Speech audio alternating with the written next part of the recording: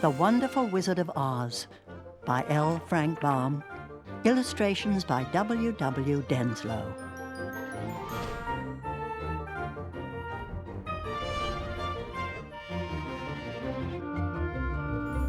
Dorothy lived in the midst of the great Kansas prairies with Uncle Henry, who was a farmer, and Aunt Em, who was the farmer's wife.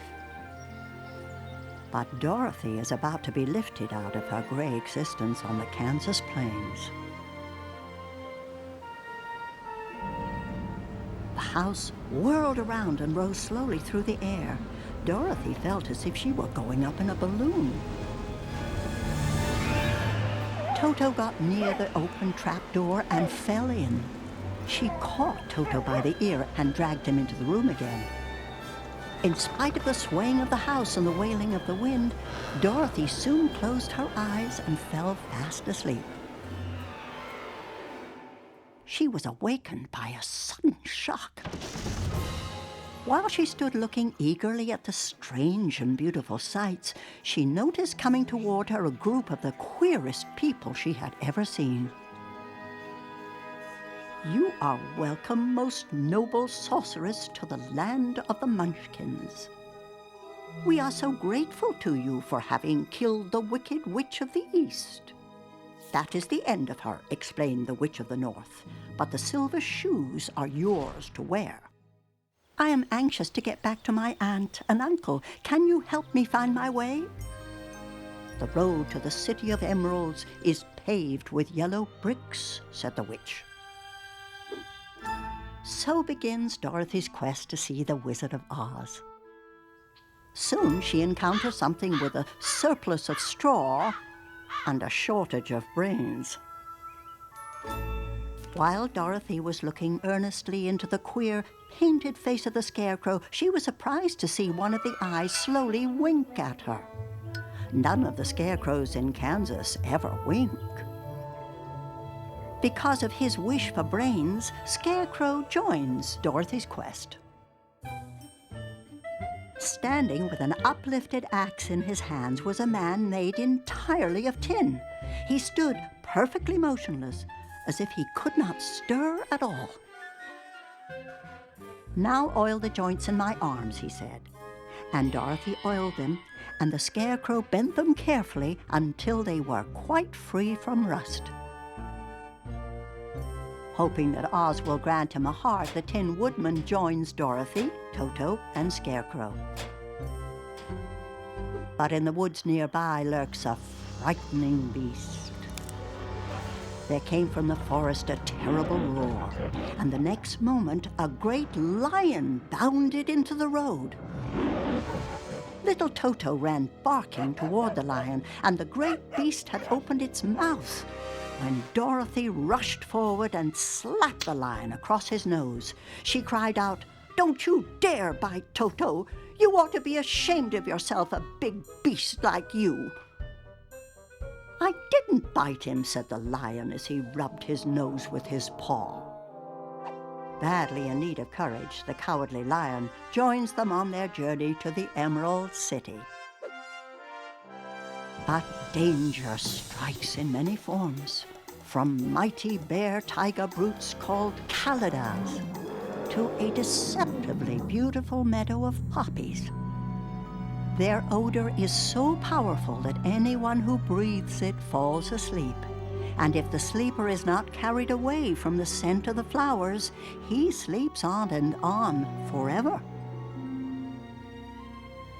Dorothy's eyes grew heavy, and she felt she must sit down to rest. Rescue comes from an unexpected source. The truck was 1,000 times bigger than any of the mice, but when they had been harnessed, they were able to pull it quite easily. The mice scampered away through the grass to their homes. The queen of the mice was the last to leave. After thanking the mice for saving them, Dorothy and her companion set forth once more for the Emerald City of Oz. Dorothy and her friends were at first dazzled by the brilliancy of the wonderful city. The streets were lined with beautiful houses, all built of green marble and studded everywhere with sparkling emeralds. Even the sky above the city had a green tint. Everything seems wonderful until Dorothy meets the Wizard of Oz. I am Oz, the great and terrible. Who are you and why do you seek me? I am Dorothy, the small and meek. I have come to you for help. But instead of help, Oz offers Dorothy a bargain. Kill the Wicked Witch of the West. But the Wicked Witch is not one to take a threat lightly. Now the Wicked Witch of the West had but one eye, yet that was as powerful as a telescope. So she saw Dorothy lying asleep with her 3 friends all around her. The witch attacks them with 40 wolves, 40 crows, and a swarm of bees. When all fails, she orders the flying monkeys to do her bidding. Go to the strangers who are in my land and destroy them all except the lion, said the Wicked Witch. Bring that beast to me. Scarecrow is torn apart. The Tin Woodman is dropped onto rocks. The Cowardly Lion, Dorothy, and Toto are carried away to the witch's castle. When the witch steals one of Dorothy's silver slippers, the girl fights back with the only weapon she has. Instantly, the wicked woman gave a loud cry of fear and then began to shrink. See what you have done, she screamed. In a minute, I shall melt away.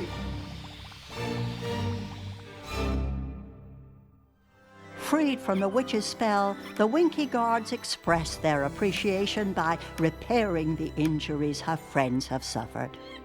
The flying monkeys escort her back to Oz, only to find that the wizard is not what he seems. Toto jumped away from him in alarm and tipped over the screen. As it fell with a crash, they looked, and all of them were filled with wonder, for they saw a little old man with a bald head and a wrinkled face. I am Oz, the great and terrible, said the little man in a trembling voice. But please don't strike me. Oz reveals that he is a balloonist from Omaha who was stranded many years ago. He had no magic powers, but the wizard bestows special gifts on Dorothy's friends.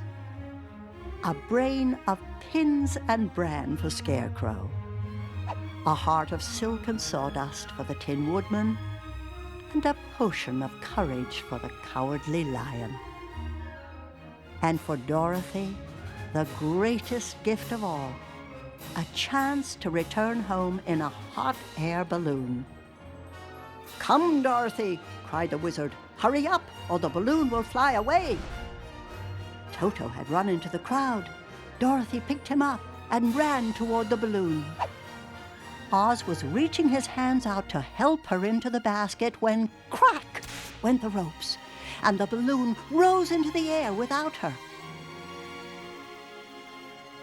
Dorothy is disappointed, but she and her friends soon decide to head to the castle of Glinda, the Good Witch of the South. Along the way, Dorothy and her friends must brave fighting trees, a kingdom where people and dogs are made of china pottery, and the mild-looking but foul-tempered hammerheads. When they finally reach Glinda's castle, the Good Witch explains how Dorothy can return home. The silver shoes, said the Good Witch, have wonderful powers. They can carry you to any place in the world in the wink of an eye. Dorothy took Toto in her arms, and having said one last goodbye, she clapped her heels together 3 times, saying, Take me home to Aunt Em. At long last, Dorothy returns home from the wonderful land of Oz. And oh, Aunt Em, I'm so glad to be home again.